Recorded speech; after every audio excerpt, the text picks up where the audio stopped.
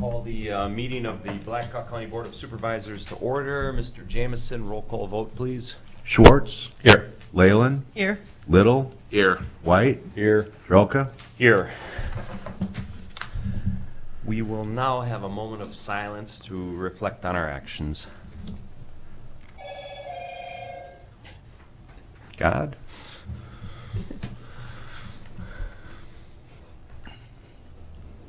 All right, please join us for the Pledge of Allegiance. I Pledge allegiance to the flag of the United States of America and to the republic for which it stands, one nation, under God, indivisible, with liberty and justice for all. I'll entertain a motion to receive moved. the agenda as Second. proposed or amended. It's been moved and seconded. All in favor, say aye. Aye.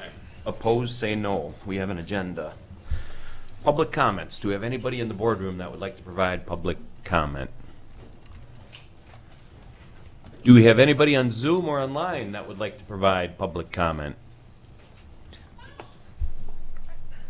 Claims and payments. Mr. Perry. Good morning. This week's expenditures total $560,287.46. The larger departments, assessors, $196,264. The 360 capital IT fund, $18,716. Secondary roads, $29,929. Maintenance, $30,831. And finally, sheriff's department, $44,473. Everything looks normal. Okay, we have a resolution that the Board of Supervisors approve expenditures and that the county auditor be authorized and directed to issue checks against the various settlements of such claims as allowed. So moved. Second, Mr. Jamison, roll call vote, please. Leyland. Yes. Little. Yes. White. Yes. Schwartz. Yes. Drelka. Yes. Item number 4 is a presentation from Sandy Sommerfeld with Grow Cedar Valley. Well, as you might notice, I don't look a lot like Sandy, but I'm happy to be here to represent Grow Cedar Valley. My name is Aaron Jarnigan, and I'm the Director of Marketing at Grow Cedar Valley. The presentation today is just an update on the grant request that we had for fiscal year 21. I do have some printed reports. Do I have permission to hand those out? Sure. To you? Okay. Sure. Thank you. Thanks.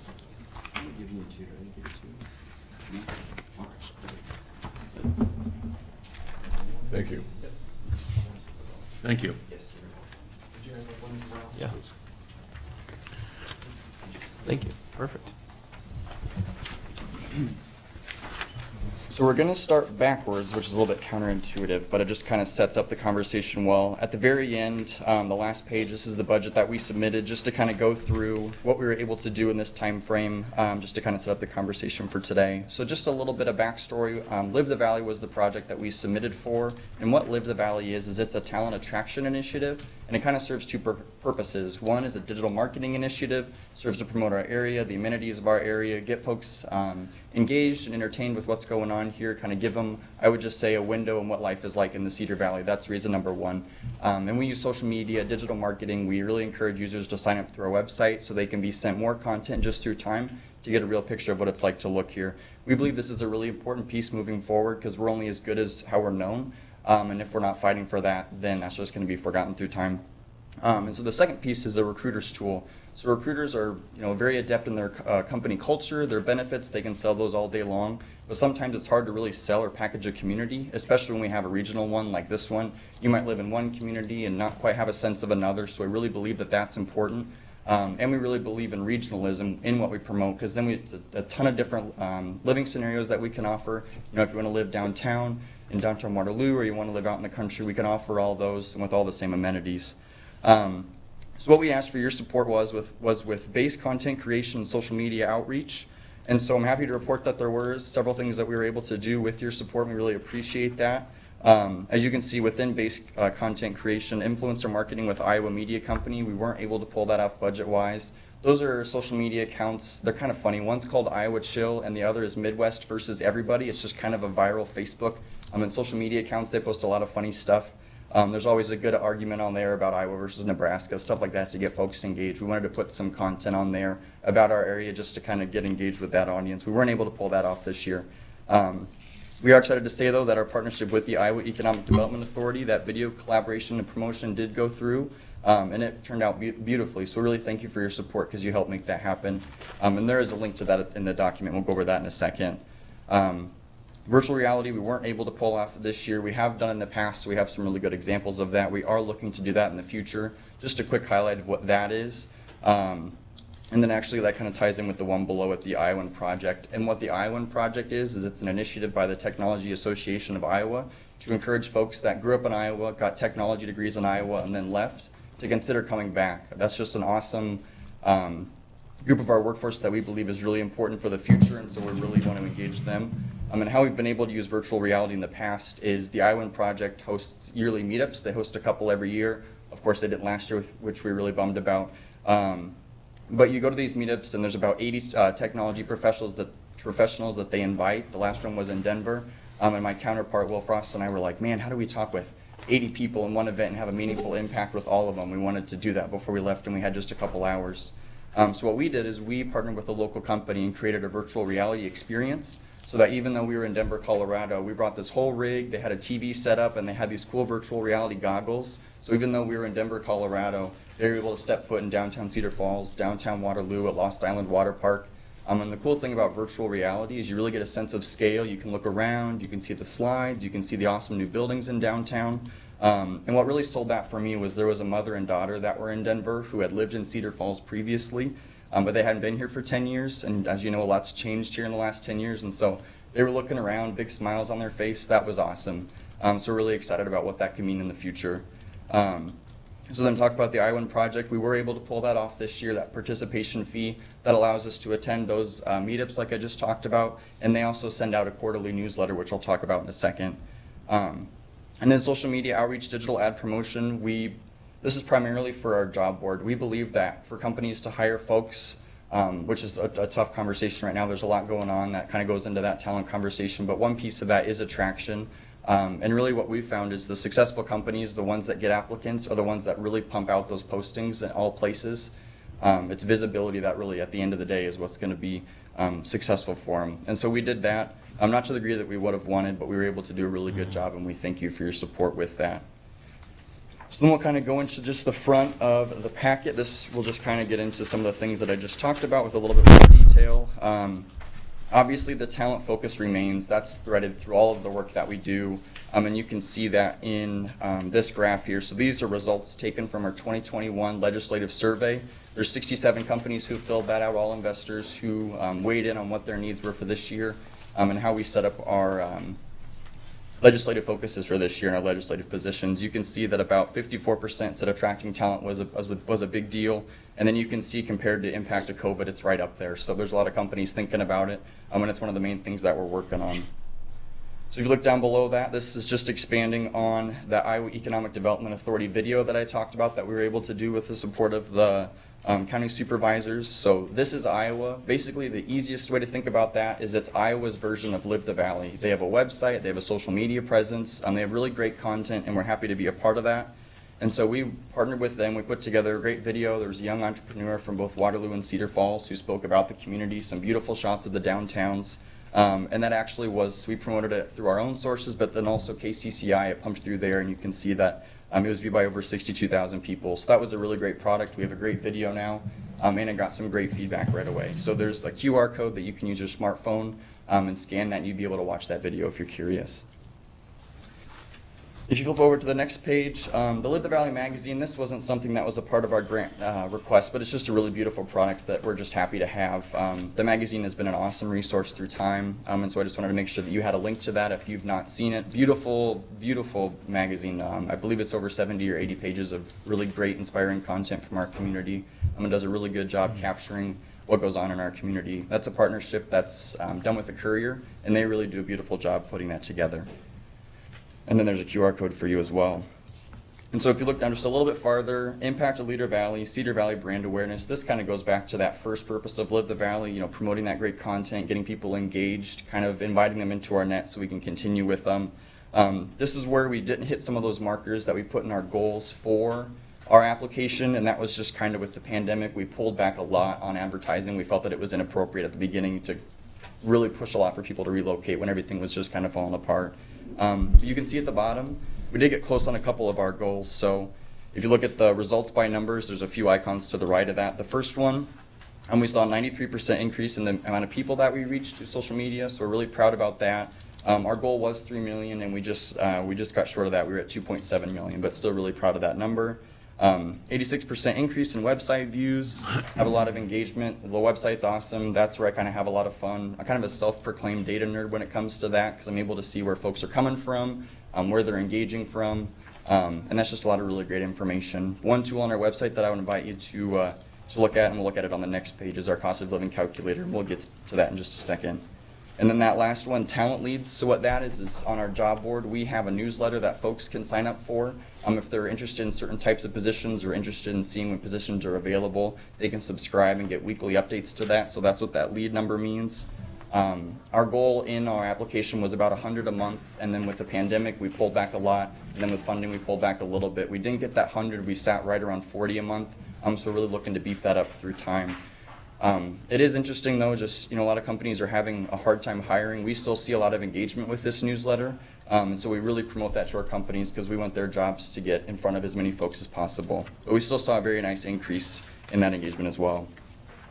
So if you flip over to the last page, this just kind of focuses again on a couple of these initiatives. Talent attraction, the Iowan project, I already talked about that. With virtual reality, we'll be doing that again in the future, so I'm sure we'll be back up here asking for your support with that. And then also with that quarterly newsletter, we submitted content. We just submitted an article on career-focused education, talking about the Waterloo Career Center, Cedar Valley CAPS, Iowa Big North Initiative, Leader Valley initiatives like that. And then if you look down just a little bit farther on the right, the This is Iowa portion of the page, again, that's kind of like Iowa's Live the Valley. One thing they've really, really liked, and we've had several conversations about, is our cost of living calculator.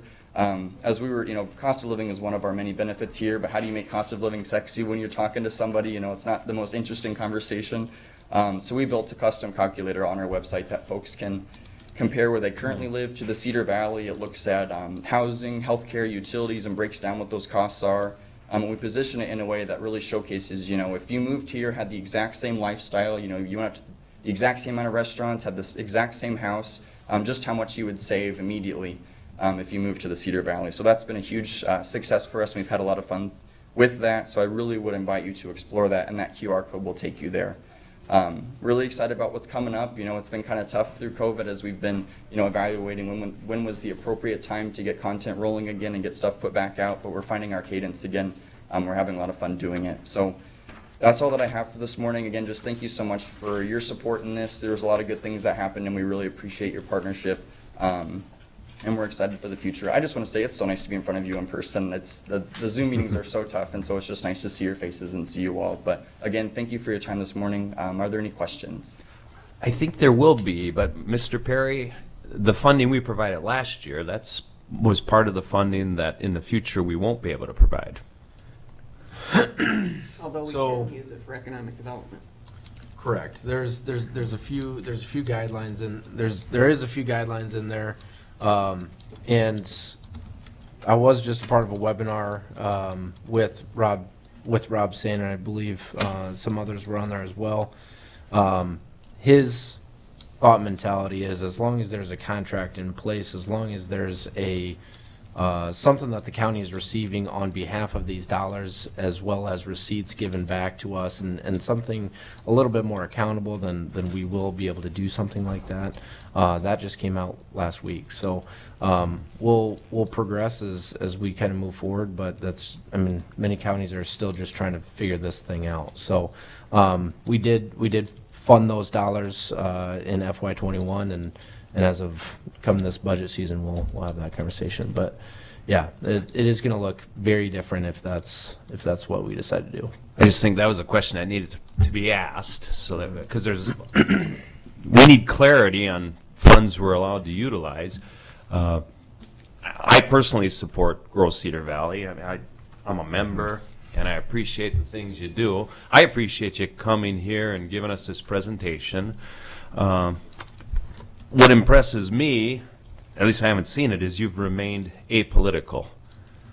The country, the community is so divided, and I'm sick of it. I think the majority of the population's sick of it, and yet you're an organization that has tried to avoid it. And I appreciate you're trying to bring businesses here. I mean, sadly, there are crises in other parts of the country, like the drought, that the Cedar Valley could seize and take advantage of and bring industry here and manufacturing. With the aquifer we sit on and all the positive attributes we have. Sadly, I think the Cedar Valley has had, and Waterloo in particular, has had an image problem for decades. And we need to overcome that. And Grow Cedar Valley is aware of it, and they've been working hard to overcome it, because we do have so many things, positive things to offer. And when you look at other industrial cities of our size, we have fewer problems here than many others. And people forget that because they focus solely on a city of 70,000, again, Waterloo, in a very rural state. So I just appreciate the fact that you're here presenting. I guess I don't have any questions at this point, unless any other members of the board have comments or questions. Does this have any, does this affect any of our outside lining areas in the county, seeing that we are county supervisors? And we have more than just Waterloo and Cedar Falls. We got the LaPortes, the Hudsons, the rural areas, the Washburns, and so forth. Yeah, that's a really great question. Absolutely. Because again, as I was kind of introducing, I really talked about, we can offer the amenities of living in the city, but we also pull in those small towns. And kind of the Cedar Valley, how we define it, is really kind of a 30 to 40 mile radius around our office is what we look at. So it's pulling in content, even as far as independence, especially from Hudson, LaPorte City. Anytime that there's something good to celebrate there, that all passes through this. We just happen to be located right here in the metro. That's a really great question.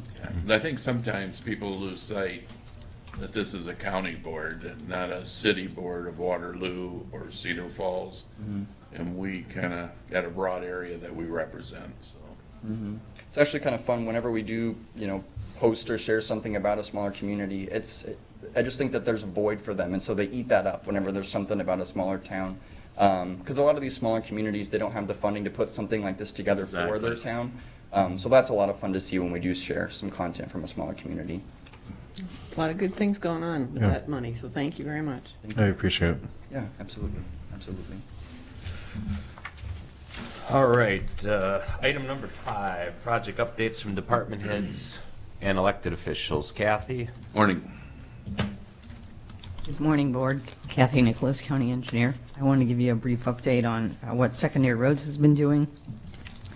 They've been rocking the gravel roads. Of course, we do that every summer. They've completed, there are 9 greater districts. I think I've told you that in the past. They've completed the first round of rocking, and that means each district has gotten 10 miles of rock. And now we are starting on the second round, and so they'll get 10 more miles of rock yet this summer. So we're several weeks ahead of schedule, just due to the weather and the drier spring. So that's been very helpful. Work is continuing on on all the projects on the East Gresham Road Bridge project. That's our large contract bridge project. PCI is pouring the first stem column for that bridge yesterday. So if you're interested in seeing that, let me know. We'll love to take you out there and see it. And then lastly, our survey is still available for the public to take the survey. If you go to our website, the Blackhawk County website, that's the first thing you see right now for, I believe, until the end of June, that will be open for comments. Can I answer any questions? Those complaints on those driveways that I talked to you about the other day. Yes. Are we getting any further on them? ASPRO should be out. This is on the Dunkerton Road paving project. ASPRO should be coming back to to complete the driveways, I believe, on Friday. So we're going to improve them. Yes, they will be improved. Thank you. Thank you. Morning, Rita. Morning. Rita Schmidt, Treasurer. Yesterday, we had our tax sale, and we brought in over $1.3 million. Only about 10 parcels were skipped, and we had 3,700 bidders register for the tax sale. We did ours in-house. There's 75 counties that do online, and they had some troubles, from what I understand in the emails, but they also had their tax sale online. So we had actually 9 bidders in-house representing those that had registered, and all of them said that we ran this sale very quickly and fairly, and they appreciated having the opportunity. So we took in a lot of money. Great. And they'll be notified, homeowners will be notified with a letter here and within the next day or two. Thank Thank you. you, Rita. Any others? Anybody on Zoom that has a department head update? Rory, I hate to put you on the spot, but could we have an update on the Randalls, the deli and I haven't heard anything on that lately, and it seemed like July was kind of coming up, and that was a date we should be. Or the micro market, I guess. Good morning, Rory Giving, Maintenance Superintendent. Yeah, you're right. Randall's is earmarked for the second week of July to start up again. The update that I have for the micro market, the last communication we had, which was last Friday, was with the Department of the Blind, and they had reached out with the Iowa Department of Health. And they responded back indicating, here's the guidelines. One of the guidelines are that if you're going to operate a micro market, that it needs to be attended or needs to be operated with somebody there in attendance if you're going to be open to the general public. But there is a variance, and that's what we had talked about was that application. So that application has been submitted, and now it's in the hands of our county health department to review and give their guidance. So that's where we're at. So we're going to go ahead with Randall's then the second week in July? We literally have, 2.5 weeks. So there's a good chance we will not have a definitive answer on this micro market by that time. And we've been communicating with Randall's on this too. So do they plan on starting?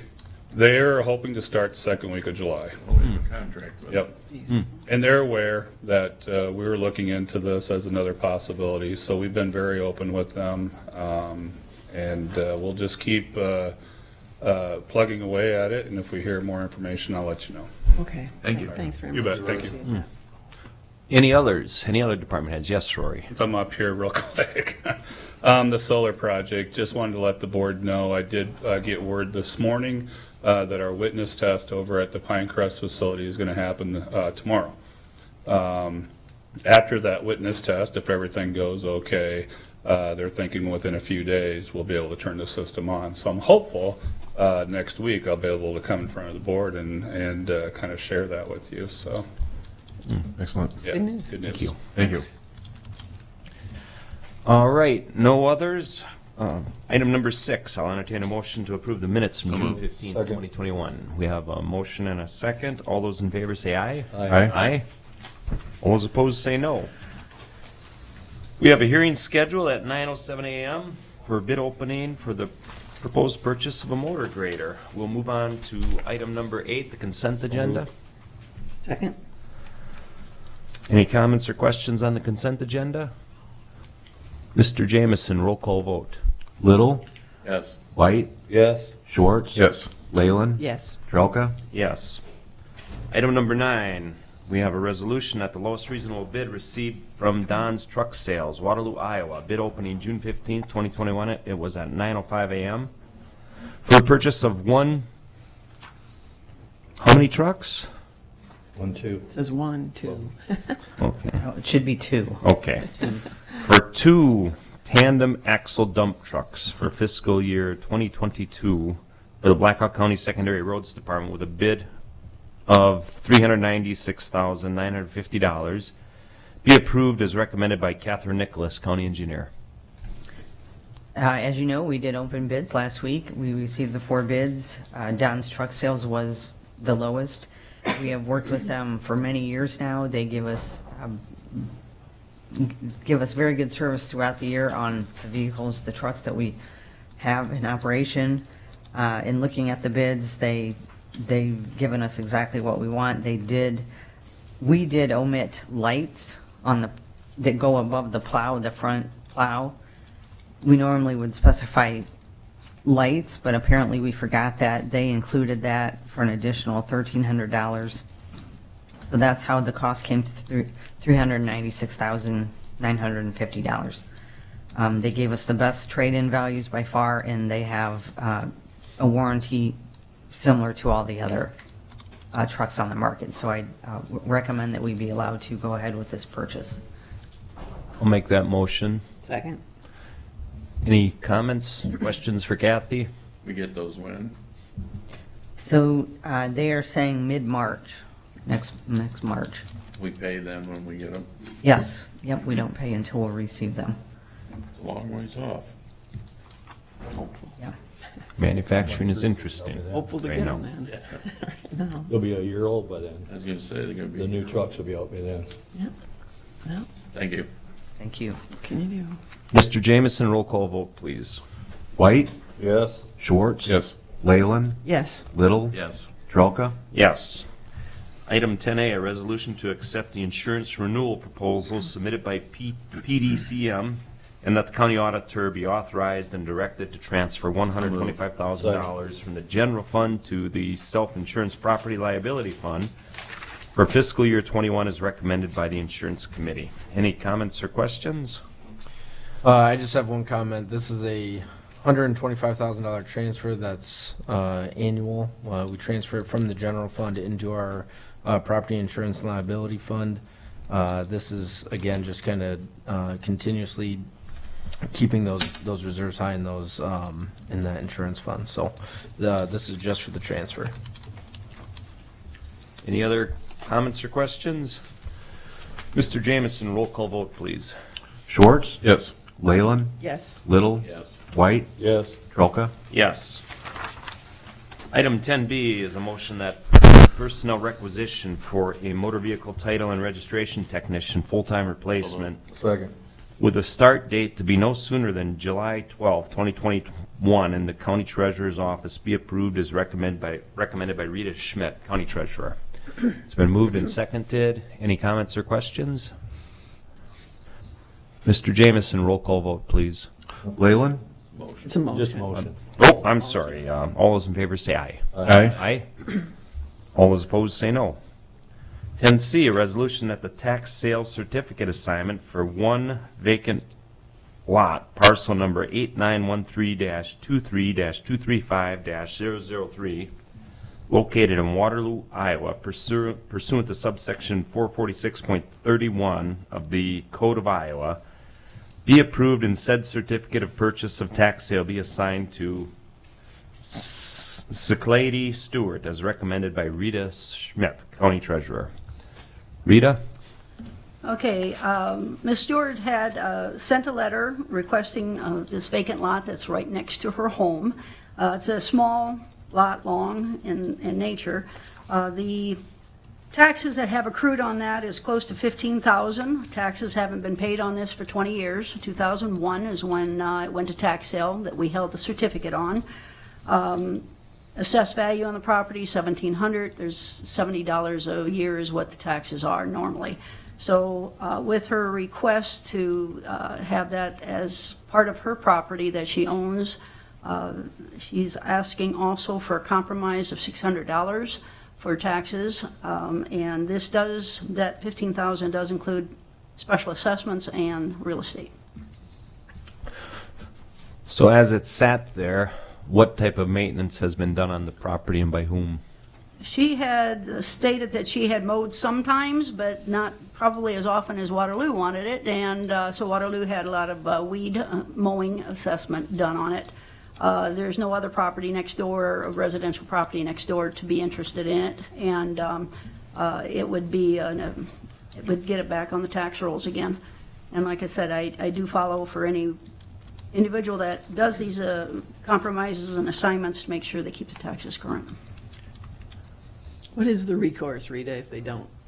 If they don't, it'll go to tax sale. It'll go back to. Yep, tax. it'll go to tax Gotcha. sale, and we saw that happen yesterday, that if they don't, we have bidders that are willing to bid on empty lots like this, especially if she lets her house go delinquent, but her house is current, so she is paying taxes. So it's something that the county would not really pursue because it's just a vacant lot and not buildable. Yeah. Well, appreciate you tracking them to keep everybody. They speculate, if they can sell them, they sell them, if not, they let them go back. I'll make the motion. Thank you. Second? Any other comments or questions? Mr. Jameson, roll call vote, please. Leyland, Yes. Little, Yes. White, Yes. Schwartz. Yes. Trelka. Yes. Item 10B is a resolution that the compromise offered in the amount of $600 by Saclady Stewart on taxes owed for one vacant lot, parcel number 891323235-03003, located in Waterloo, be approved. It's been motioned and second. Any comments or questions on this item? How do we arise at the compromise of $600? That is the individual's compromise. I do not get involved or give any suggestions, so she's the one that came forward, and that may be something that she can afford. I don't know. I did not talk to her about that. That is your point to approve or not. Mr. Jameson, roll call vote. Little, Yes. White, Yes. Schwartz. Yes. Leyland, Yes. Trelka. Yes. Item 10D, or 10E is a resolution that the tax sales certificate assignment for one vacant lot, parcel number 8913-26-359-004, located in Waterloo, Iowa, pursuant to subsection 446.31 of the Code of Iowa, be approved and said certificate of purchase of tax sale be assigned to Lorena Waldo Morales, as recommended by Rita Schmidt, County Treasurer. So moved. Second. Rita? Okay, this is the same type of situation. She has her attorney approach with a letter. Her plans are to fence in the area and use it as a more play area for her children. It is a vacant lot. A little bit larger size. The taxes haven't been paid on this one for 14 years. Was in 2007, and taxes and special assessments that have accrued are $31,000. The assessed value on this lot is a lot larger. It's $9,700, and the taxes are $216 a year. The compromise that they are asking, requesting that you approve is $5,250. That is the full principal amount of real estates that have accrued since 2014. So they are actually paying the tax, no interest or anything is involved in that, but they were willing to pay the full price of what is delinquent. And this too, it's beneficial for the area for what her improvements plan to be. Any other comments or questions? Motion to approve? Yep. Already got a motion. Oh, I'm sorry. Thank you.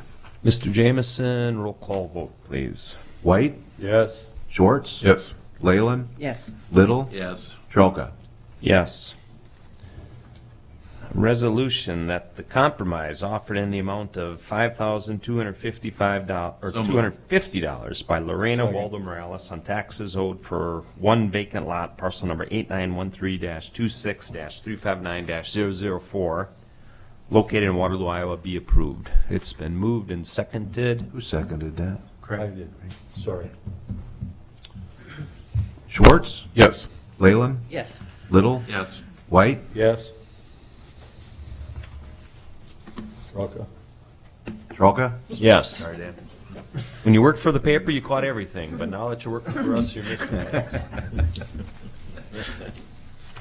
All right. 10G, a resolution that the suspension requested by Donna Spates on taxes owed for the 2019 assessment year of taxes in the amount of $656 and the 2020 assessment year of taxes in the amount of $1,104 for parcel number 8913-14-377-011 Second. be approved pursuant to subsection 427.9 of the Code of Iowa, and the county treasurer be authorized and directed to adjust her records accordingly. It's been moved and seconded. Any comments or questions? Mr. Jameson, roll call vote, please. Leyland, Yes. Little, Yes. White, Yes. Schwartz. Yes. And Trelka. Yes. Item number 10H is a resolution that the road embargo restoring vehicle and load limits to the maximum legal limit for the roadways on Waters Road be approved and the removal of signs from the roadsides as recommended by Catherine Nicholas, County Engineer. The Blackhawk County Board of Supervisors is empowered under authority of subsection 321.236, subsection 8, subsection 321.255, and 321.471 to 321.473 of the Code of Iowa to prohibit the operation of vehicles or impose limitations to the weight thereof on designed highways or highway structures under their jurisdiction. Kathy? Yes, these are two of our seal-coated roads in the county, and way back in March, I felt that it would be best if we limited the weight. We are allowed to do that for 90 days by the Code of Iowa, so now the 90 days have expired, and it is time to remove these two embargoes. All right, do we have a motion and a second? So moved. Second. Mr. Jameson, roll call vote. Little, Yes. White, Yes. Schwartz, Yes. Leyland, Yes. Trelka, Yes. 10I is a resolution that the road embargo restoring vehicle and load limits to the maximum legal limit for the roadways on Jepson Road be approved and the removal of signs from the roadsides as recommended by Catherine Nicholas, County Engineer. The Blackhawk County Board of Supervisors is empowered under authority of subsection 321.236, subsection paragraph 8, subsection 321.255 and 321.471 to 321.473 of the Code of Iowa to prohibit the operation of vehicles or impose limitations as to the weight thereof on designated highways or highway structures under their jurisdiction. Kathy? Same thing, this is just a different road. Is this effective today?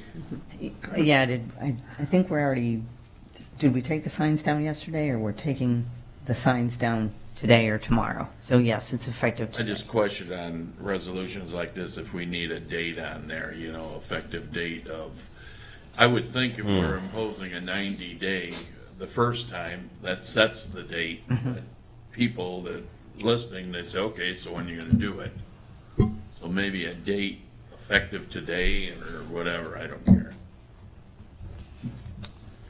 I think the implication is that if there's not a date in the resolution, that it's effective immediately upon approval. Okay. And I understand that, I just don't know if your average citizen understands what you just said. I don't understand. That's effective date of the That's right. agenda is what he's saying. They're open, that's all they care about. Makes sense. Yeah, we generally take the signs down either this afternoon or tomorrow, just depending on what we've got going on. Okay. All right, it's been moved and seconded. Mr. Jameson, roll call vote, please. Schwartz, Yes. Leyland, Yes. Little, Yes. White, Yes. Trelka, Yes. Item 10J is a motion that the appointment of Janice Hewitt as a representative for the Black Hawk County Compensation Board be approved. And I understand this is a representative for the Board of Supervisors. Somebody you. Oh, it's somebody I recommended. She's a retired probation agent. For the board. It's for the board, yes. Make sure that's part of the Yep. record. And her husband is getting ready to retire from the Waterloo Police Department. She's interested. She's a real estate agent right now, and she actually is intrigued by this type of activity and compensation of public officials, so she would like to participate. Sounds good. I'll make the The motion. one meeting a year. One meeting a year, yep. It's a lot of Half heavy an lifting. hour at best. I'll make a motion to approve. Second. All those in favor say aye. Aye. All those opposed say no. Item 10K. It is now 9:40. This is the 9:05 a.m. hearing bid opening on the proposed purchase of one motor grader. Motion to receive and place on file proof of publication. Second, all those in favor say aye. Aye. Aye. Motion to close the hearing after all written Second. comments are received. Kathy? This is budgeted for On the FY. floor. You've got to finish the Oh, motion. all those in favor say aye. Aye. Aye. I assume there were no written. No written comments. Yeah. All right. Thanks. All those opposed, say no. Kathy? This is budgeted for FY '22. We had budgeted $365,000 for one motor grader. What's the one we're replacing? How old is it? A 2012 Volvo.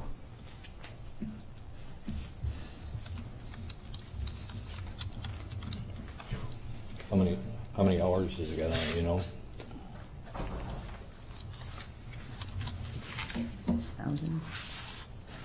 6 to 7,000 hours on it. We can get back to you with that. Is this a trade-in or is it? How many graders do we have? 11. We have 9 motor grader districts, like I was telling you earlier. So all of them have a frontline machine, and then we have two spares. We Gotcha. got 11. Yeah, we have 11.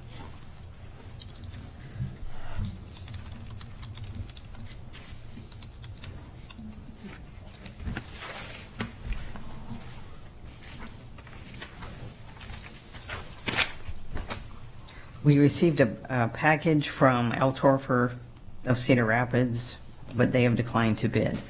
Has no bid. Probably can't get one. Maybe 23.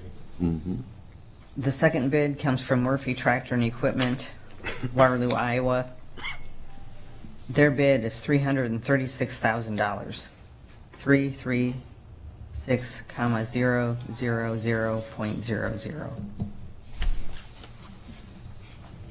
Any indication on delivery date? When I had talked to them, they had said 120 days. It's not bad. Make a motion that we review and place on file. Second.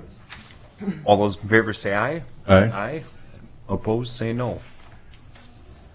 Item 10L, discussion in regard to county preparedness and possible updates for COVID-19. Nafisa did contact me earlier this morning and said she wouldn't be able to make it due to some personal obligations. No updates then. None. All right. Any reports or information from the board? Just like to update the public on honor flight for September 22nd. We got a lot of empty seats, looking for applicants from World War II, Korea, and Vietnam era to turn in applications. They will have to wear a mask on the plane. That's what, we've got a whole bunch of people that signed up that don't want to go because they got to wear a mask. So they won't be going. Airlines Yeah. rules. Mm-hmm. That's not our rule, yeah. All right. Any others? No, I've just got a question for James, and maybe I should ask this during the financial part. As far as the American Rescue money and what we do in that, should the supervisor just put the item on an agenda for a work session, the next work session, or is there something that you're working on, or how you're going to? Yeah, so right now what I'm doing is I'm meeting with each department head. They're all scheduled for one-on-one meetings. We're going to be meeting with them, collecting ideas, thoughts, and then at that point, my thought mentality was to bring it to you guys as a list, and then we can. I believe it was brought up to me as talking as if it was a budget conversation almost. Have them present their thoughts and ideas, and we just kind of work through it together. So, really, what on the back end of things, outside of these capital projects, are the lost revenue and the COVID expenses that we've already incurred. Right now, it's a little bit preliminary, so I don't want to stick a number out there for the lost revenues, but at least a couple $1 million that are going to be what I'll call flexible spending that we can kind of use in different areas of the county. So that's kind of where we're at right now, and then I'll plan to bring it back to you when I complete those one-on-one meetings with the department heads. So you've had those already? You're having? They're scheduled. I've had a couple. I have VA here on Thursday. I have a meeting set up with the engineers department. I have a meeting set up with Nafisa. I mean, they're all set up. I've had a couple, but not completed yet. Do you have a timeline for when you think you'll bring those back to us? As soon as they're done. I know Nafisa is scheduled quite a bit out of there, or quite a bit out, only because she has a few obligations that she has going on, as well as she wants to get a meeting together with her department head. So I might call it before then. But again, that one's, I mean, we have that scheduled the very first part of August. So I might bring it to you before then, and then we'll just kind of tail on the end of that. So I would say mid-July I can get something together.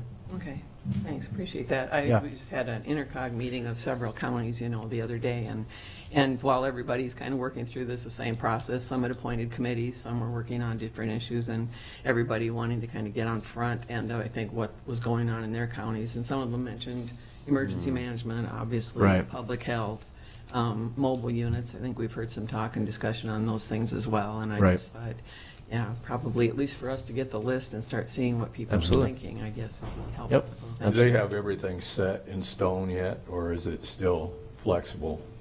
No, for the most part, it's still set in stone. I think really what's kind of coming out is interpretation of these rules that are still kind of flowing out as we go, different ideas, different thought mentalities, that kind of thing. So That'll be trickling out forever. Couple of years. Yeah. Then they'll change their mind, it'll be something else though. Yeah. And just to mention to the board too, that Urban County Coalition did send out electronically the legislative update that, they typically present to us too, and they're gonna be scheduling a meeting in the next probably month or so to come and present. They did wanna know if we wanted hard copies as well. They've done hard copies for us sometimes, or if the electronic was good enough. Murphy's Bunch or? Yeah. So if anybody, otherwise I'll just tell them to forget it. We've got the electronic and just come in person with their PowerPoint unless Yeah. somebody wants one, so. Okay. Let's give a little update on some watershed stuff. The tour last week of some of the practices that are being implemented even here in the county, with a special focus on what you call a saturated buffer, which, not to get into the details, but basically creates a buffer zone that the drainage tile naturally percolates through before it enters the waterway. But we're looking at what was done in Polk County. We did kind of a blitz of these, and it was by packaging all the different financial sources that are out there for these, so that so the farmers and landowners could have it all packaged in one thing together, sent out in one big bid to get savings on kind of the scale of it, and then not have to piece together the funding from this source and the funding from this source. And so I'll be sharing updates of that as we progress. But hopefully that we're going to implement that here within the Middle Cedar River watershed and have a bunch of those come in, because there are funding sources out there. They just have to be matched together. Any others? No, I guess I will say this. I know Craig often does condolences to different families, and I guess I would like to recognize the family of Matt Rollinger. I really appreciate it and commend the family for the decision they made to share his personal story in the Courier and with everyone, because, like I said, he was a great community activist, and yet telling, knowing so much detail about his struggle with a drug addiction, I think was important, because there's so many people we could help and assist and let them know that I guess they're not in this battle alone. And so appreciated that. So just wanted to recognize that. Thank you. Yeah, that was refreshing and bold. It's a very powerful story. He's a great guy. Yeah. Thank you. All right, item number 12. There's a resolution to proceed into closed session for discussion of information concerning physical and/or critical infrastructure, security procedures, and emergency preparedness, where disclosure could reasonably be expected to jeopardize county property. So moved. Second?